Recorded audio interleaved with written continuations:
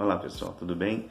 Estamos de volta para podermos darmos continuidade ao assunto que nós demos início. Nós falamos sobre a antiga ordem mundial, onde o mundo ele vem saindo da Segunda Guerra Mundial, ele passa pela Guerra Fria, o mundo fica então dividido de maneira bipolar.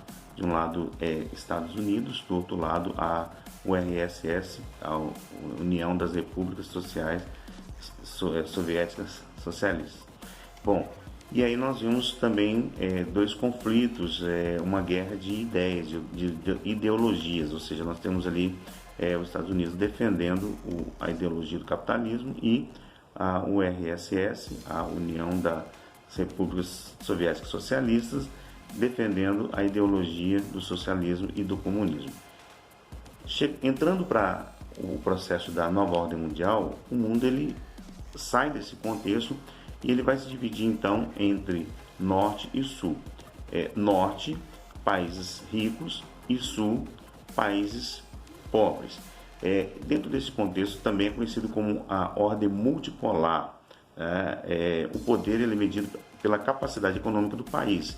Envolve disponibilidade de capitais, avanço tecnológico, mão de obra qualificada e nível de produtividade. Bom, aí surgem os mercados internacionais, onde nós vamos ter um acordo livre do comércio da América do Norte, que é o NAFTA, onde nós temos aí Estados Unidos, Canadá e o México. Depois nós temos a Comunidade Andina das Nações, que é o CAN, Colômbia, Peru, Bolívia e Equador. Temos o Mercosul, onde nós temos o Brasil, aí, onde o Brasil está junto, a Argentina, Paraguai, Uruguai e Venezuela. Temos também a União Europeia. Nós vamos ter a Alemanha, a Bélgica, a França, a Espanha, Portugal, Grécia, Irlanda, Luxemburgo, Dinamarca, o Reino Unido agora já desmembrou, Itália, Países Baixos, Suécia, Austrália e Finlândia. Mercado comum dos países leste e sul da África, nós temos Moçambique, Namíbia, Ruanda, Somália, nós temos a Tanzânia, Uganda, Zâmbia, temos Angola, temos Camarões, temos Etiópia, temos Quênia, Lesoto, Malawi e Mauritânia. Nós vamos ter também a SEI, que é a Comunidade dos Estados Independentes, onde temos a Rússia, Belarus, a Ucrânia, o Tajiquistão, o Uzbequistão, a Moldávia, temos o Azerbaijão, a Armênia, Cazaquistão e Quirguistão. Temos também a APEC, que é a Associação de Cooperação Econômica da Ásia do Pacífico, onde nós vamos ter o Japão, a China, Singapura, Brunei, Malásia, Tailândia, Indonésia, Hong Kong, Taiwan, Filipinas, Austrália, Nova Zelândia, Coreia do Sul, Estados Unidos, Canadá, México, Chile e outros futuros membros que farão parte. Bom, daí o que ocorre? Nós vamos ver ele dividido dentro desses mercados, mas a tendência é que o mundo ele se divida daqui para frente em 10 blocos econômicos, políticos, sociais. Tá?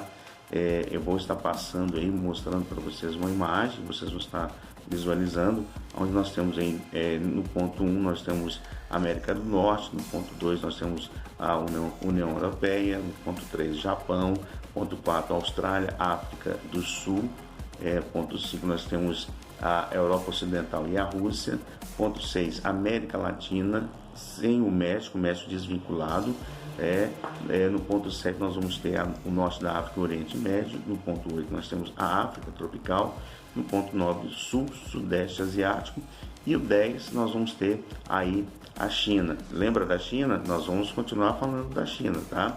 Nós não encerramos aquele assunto da China. Tem muito para se falar da China. A China hoje ela tem um papel preponderante e importantíssimo para essa nova ordem mundial aí, dentro do contexto em que nós estamos vivendo. E principalmente o Brasil, ele está aí enfrentando algumas dificuldades aí em relação à China. Nós vamos falar, vamos pontuar essas questões também. Então daí surge então o início da elite global. Bom, a nova ordem mundial, ela se estabelece como uma elite global. O que vem a ser essa elite global? Ela tem uma rede, ela é formada por uma rede. Essa rede nós vamos ter, aí ela vai se subdividir, nós vamos ter o ponto principal, nós vamos pensar, vamos imaginar numa pirâmide, vocês vão ver essa imagem aí, para vocês entenderem melhor. Imagine uma pirâmide, tá? E onde nós temos ela ali, o ponto principal dela, o topo dela ali é aquele que vai estar realmente assumindo o governo, vai estar assumindo o poder, tá? Nós vamos falar sobre isso. E ela vai se dividir dentro de uma rede de elite global. Aí nós vamos ter abaixo aí do governante principal, ele vai estar governando sobre uma fraternidade babilônica. Essa fraternidade babilônica, ela conta com 13 famílias, são as 13 famílias mais ricas do mundo. Então, e essas 13 famílias, elas exercem influência, um poder de domínio muito grande, muito estrondoso. E aí, dentro desse processo aí, ela tem, abaixo dessas 13 famílias, tem o comitê dos 300. Bom, existem especulações aí sobre essas famílias, quem seriam essas famílias, mas eu quero pontuar as 3 mais importantes. Eu vou deixar para vocês a lista aí, para vocês verem, mas as 2 famílias, desculpa, mais conhecidas, mais faladas, talvez, com certeza você já ouviu falar, que é a família dos Rothschilds e dos Rockefellers, ok?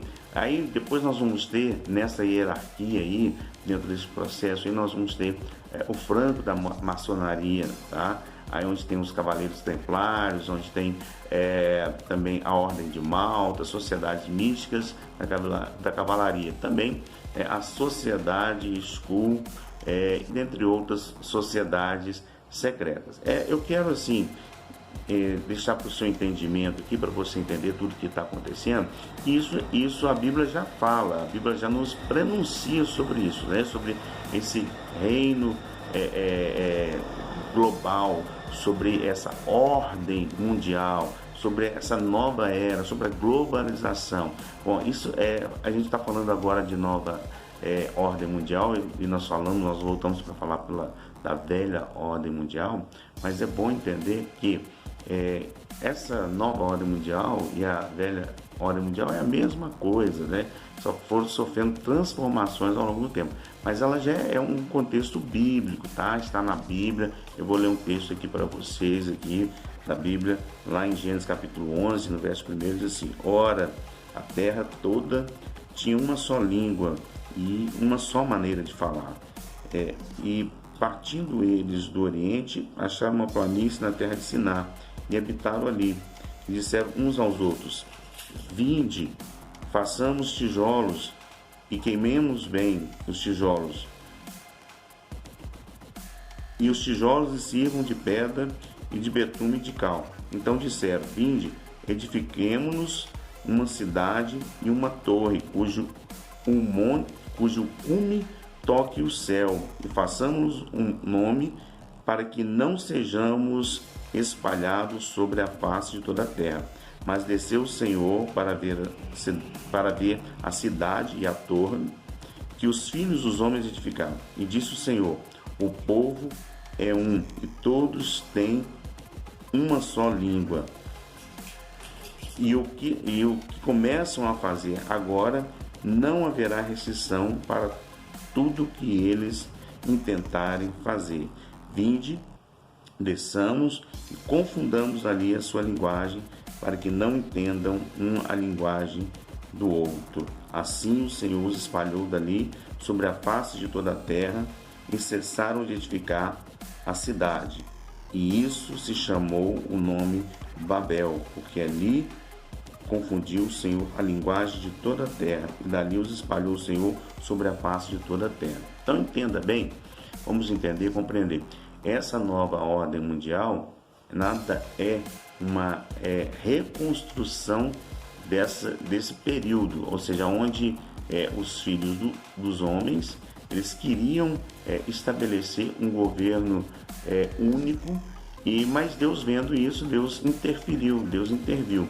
E só que eles não desistiram disso. Eles querem continuar, deram continuidade a esse processo aí de reconstruir a nova ordem mundial.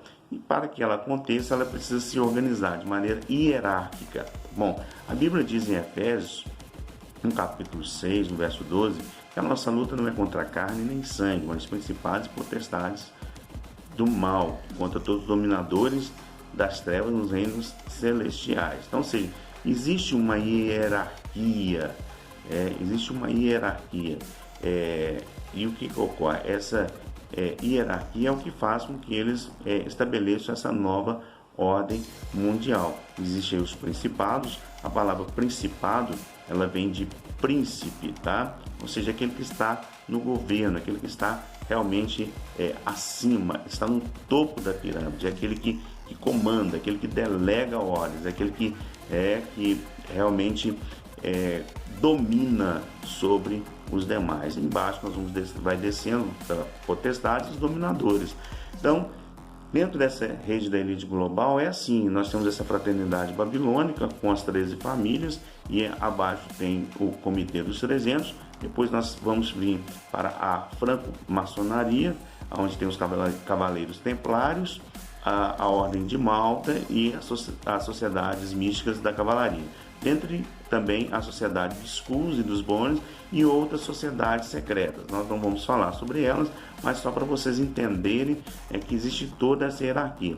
E as duas famílias, dentro dessas 13 famílias, preponderantes, as que mais conhecidas, a dos Rothschilds e do Rockefeller. São duas famílias muito fortes, muito ricos, bilionários, melhor poderíamos dizer trilionários, que detêm aí um grande poder aí, em termos financeiros.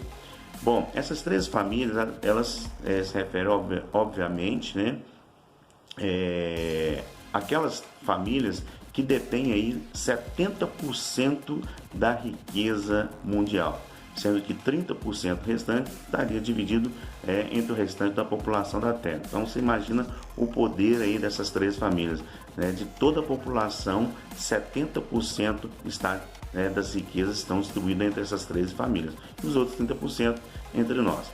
Bom, mais do que reter essa riqueza, essas famílias elas também querem controlar a economia, a política, a religião e manipular todos os acontecimentos globais através de um esquema de poder.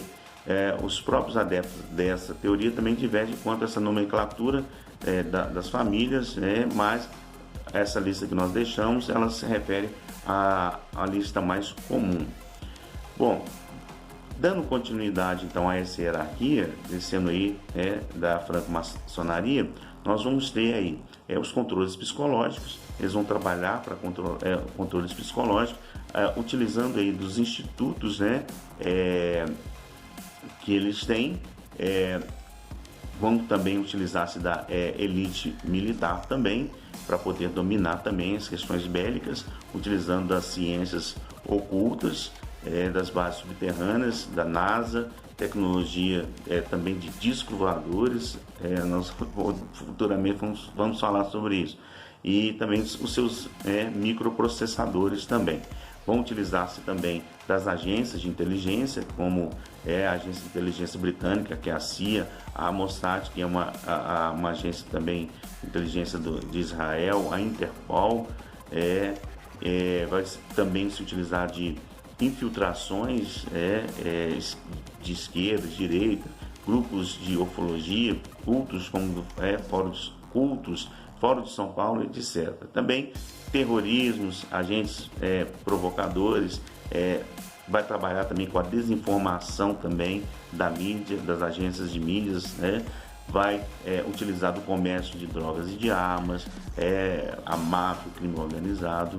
E aí, dentro do contexto da religião, está envolvido aí Vaticano, a cristandade, a New Age, que é a nova era, também o islamismo, o judaísmo, que é uma vertente do judaísmo, que é a cabala, que está muito presente. Aí vamos ter também as operações bancárias e de negócios também, sistemas bancários. bancos de compensações, como Banco Internacional, como BIS, as multinacionais também, o cartel do petróleo. Eles vão trabalhar também com o Banco Mundial, né, o FMI, o Fundo Monetário Internacional. Estarão trabalhando com o comércio de armas, com forças armadas nacionais, com as economias nacionais. Dentro da política, né, vão trabalhar com capitalismo, com fascismo, com comunismo, sionismo, liberalismo, socialismo, partidos verdes, ou seja, eles vão infiltrar em todos os meios. Não vai ter mais esse negócio de direita e esquerda. Eles vão procurar dominar todos os meios. E os governos nacionais, ou seja, eles querem, como era bipolar, depois ficou multi, agora eles querem único, né? Ou seja, centralizando tudo neles. Aí na sequência vem então eles, dentro dessa hierarquia, eles vão trabalhar também com as fundações de fins lucrativos, por exemplo, como laboratórios farmacêuticos, organizações nacionais de saúde, como a OMS, a Unesco e outras agências. Eles vão trabalhar também com os clubes, né? Clube de Roma, por exemplo, que é focado no ambientalismo, as questões ambientais, também com a eugenia do controle populacional, agências também, vamos dizer assim, ambientalista e de controle populacional da ONU. Eles vão trabalhar com a comissão trilateral, né, os Estados Unidos, Europa e Japão. E aí, isso já está tudo concentrado nesse grupo Bilderberg, tá? Esse grupo Bilderberg, esses braços estão sob sua responsabilidade. E ele vai, então, estar comandando estados, nações, a União Europeia e outros blocos de comércio, como nós vimos anteriormente ali, que o mundo vai estar sendo dividido aí em 10 blocos, né?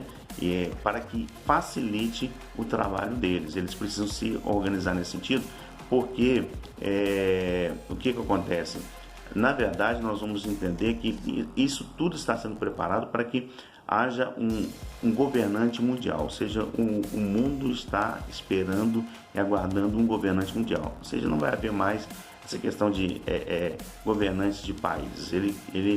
O mundo está pedindo que haja um governante apenas. Então, os demais governantes, demais países, demais estados vão entregar o poder a esse único governante. Ele vai governar através disso, porque na verdade ele é simplesmente um instrumento de Satanás, tá? Ele vai ser ele é chamado na Bíblia de o anticristo, porque ele é contrário a tudo aquilo que é cristão, tudo aquilo que é de Cristo. E aí ele vai trabalhar com a OTAN, vai trabalhar com a União Europeia, as Forças Armadas dos Estados Unidos, Forças Armadas num contexto geral, as forças de paz da ONU, a Assembleia Geral da ONU, Conselho de Segurança, ou seja, as agências econômicas da ONU, vai trabalhar bem direto aí com a ONU e com a mídia também, né? Ele vai se utilizar muito da mídia. Por quê? Porque na verdade o anticristo ele vai ser um homem que vai ser possuído pelo espírito de Satanás, né? E Satanás vai querer governar através deste homem. Satanás, na verdade, sempre foi imitador de Deus. E como Deus ele enviou Cristo, Jesus Cristo vem trazendo o reino dele sobre a humanidade, Satanás quer tomar isso. Satanás quer trabalhar, ou seja, ele quer, vamos dizer assim, quer deturpar aquilo que Deus aquilo que Deus fez. Então ele vai procurar trabalhar com o governo mundial, ele vai procurar tentar dominar a humanidade, o ser humano. A Bíblia diz lá em Apocalipse capítulo 12, verso 11, ai de vós, moradores da terra, porque o diabo desceu até vós com grande ira, sabendo que lhe resta pouco tempo. Então, a Bíblia diz que ele foi expulso dos céus, e como ele não foi falho para Deus, ele veio com um objetivo. Bom, quais seriam realmente os objetivos finais aí dessa elite global, dessa nova ordem mundial? Bom, primeiro, eles querem criar uma religião única, não necessariamente uma denominação de uma religião, aquela que se adequar melhor às suas propostas aí embora eles se usurpem muito do Vaticano, mas pode ser tanto o gnosticismo como o Islã. E assim, dessa forma, eles querem criar uma única maneira de pensar, um único conjunto de valores, portanto, aí, mais suscetível aí à sua manipulação. Também eles querem um governo mundial com leis feitas de acordo com os interesses de suas corporações e sem soberanias nacionais, para que não existam barreiras aos seus interesses comerciais. Eles visam também eliminar a livre concorrência, apesar de grandes capitalistas, né, eles desejam o monopólio, ou seja, o monopólio global das suas empresas. E uma preocupação dessas três famílias é com a questão ambiental, mas segundo quem defende a existência deste grupo, não devemos nos iludir. Para controlar os recursos naturais do planeta e outras questões ecoambientais, eles pretenderiam eliminar cerca de 20% da população da Terra até 2029. E é exatamente através de um poder e influência, fomentando aí as guerras, implantando também as epidemias de pestes produzidas em laboratórios com fins bem específicos. E assim garantindo o futuro planetário, eles garantem aí o seu projeto e a nova ordem mundial por gerações.